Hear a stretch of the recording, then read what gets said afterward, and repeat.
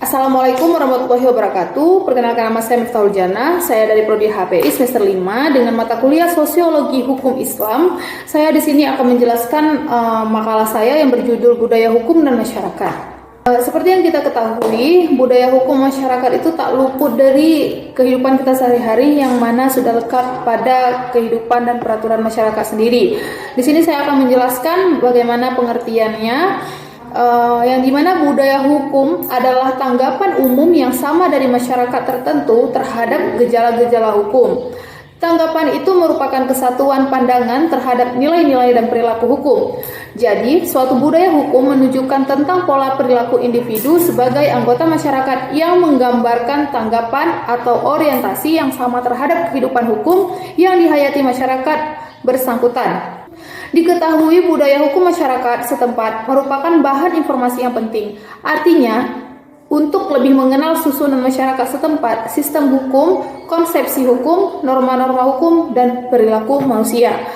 Budaya hukum bukan merupakan budaya pribadi, melainkan budaya menyeluruh dari masyarakat tertentu dan sebagai salah kesatuan sikap dan perilaku. Oleh karena itu, dalam membicarakan budaya hukum tidak terlepas dari keadaan masyarakat, sistem dan susunan masyarakat yang mengandung budaya hukum tersebut. Tipe budaya hukum mempunyai 3 tipe. Yang pertama ada budaya parokial atau parochial culture, 2 budaya subjek atau subject culture, dan ketiga budaya partisipan. Pada masyarakat parokial, cara berpikir para anggota kemasyarakatan masih terbatas. Tanggapannya terhadap hukum hanya sebatas dalam lingkungannya sendiri. Masyarakat demikian masih bertahan pada tradisi hukumnya sendiri. Kaidah-kaidah hukum yang telah digariskan leluhur merupakan azimat yang pantang diubah. Oke, selanjutnya hubungan antara budaya hukum dan masyarakat. Setiap warga negara seharusnya dapat berpikir kritis untuk mengidentifikasi kepentingan sosial ini dan melibatkan diri dalam pencapaian kepentingan tersebut. Untuk dapatnya hukum berfungsi sebagai pengayom masyarakat, maka diperlukan faktor pendukung, yaitu fasilitas yang diharapkan akan mendukung pelaksanaan norma hukum yang berlaku dalam kehidupan masyarakat.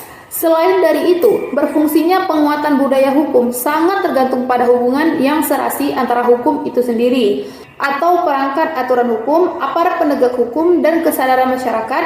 Kekurangan salah satu dari unsur ini akan mengakibatkan seluruh sistem hukum akan berjalan pincang. Berdasarkan pemahaman terhadap sistem hukum nasional yang menyangkut adanya 4 komponen atau subunit, yaitu yang pertama ada budaya hukum, kedua materi hukum, ketiga lembaga, organisasi, aparatur, dan mekanisme hukum, dan yang keempat ada prasarana dan sarana hukum. Maka, salah satu yang sangat argen dalam membangun kultur dalam rangka menyikapi perubahan hukum adalah pembangunan materi hukum. Untuk mewujudkan hal tersebut, maka diperlukan 2 pandangan atau pemikiran yang berperan dalam sistem hukum yang akan dibina secara terpadu, yakni aliran yang meninjau hukum secara yuridis, dogmatis, yang cenderung mempertahankan nilai-nilai norma dan kultur Indonesia dalam pembinaan hukum itu, dan aliran yang meninjau hukum dari segi dimensi sosial yang cenderung mengutamakan pembinaan sistem hukum yang mampu menjawab tuntutan pembangunan dan modernisasi. Hal-hal yang perlu dilakukan untuk mendukung pembudayaan dan kecerdasan hukum masyarakat. Yang pertama itu ada upaya pembudayaan hukum harus dilakukan dengan metode yang tepat dan efektif, dengan memanfaatkan berbagai media dan infrastruktur serta lembaga-lembaga yang hidup dan tumbuh di masyarakat.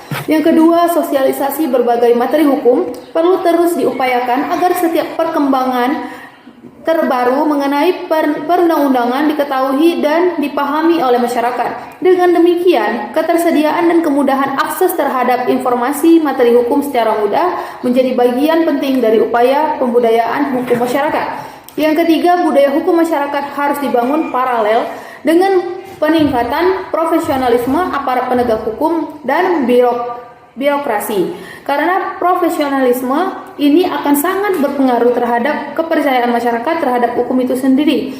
Yang keempat, perlu dilakukan pola dan program pembudayaan hukum secara terpadu, terencana, dan didasarkan kepada fakta-fakta permasalahan hukum yang terjadi. Dengan demikian, keberadaan tenaga fungsional penyuluh hukum perlu segera direalisasikan. Yang kelima, pembudayaan hukum harus dilakukan sejak dini dan dimulai dari rumah tangga sebagai miniatur terkecil negara hukum untuk mencapai masyarakat berbudaya hukum saat ini dan masa depan. Unsur lain kecerdasan hukum masyarakat adalah kemampuan untuk berperan serta dalam upaya mewujudkan negara hukum yang demokratis melalui kontribusi pemikiran dalam rangka pembangunan hukum nasional, sehingga hukum yang dibuat benar-benar dapat mencerminkan nilai-nilai filosofis, sosiologis, dan yuridis. Sekian dari hasil presentasi saya, lebih dan kurang saya mohon maaf. Wabillahi taufiq wa hidayah. Assalamualaikum warahmatullahi wabarakatuh.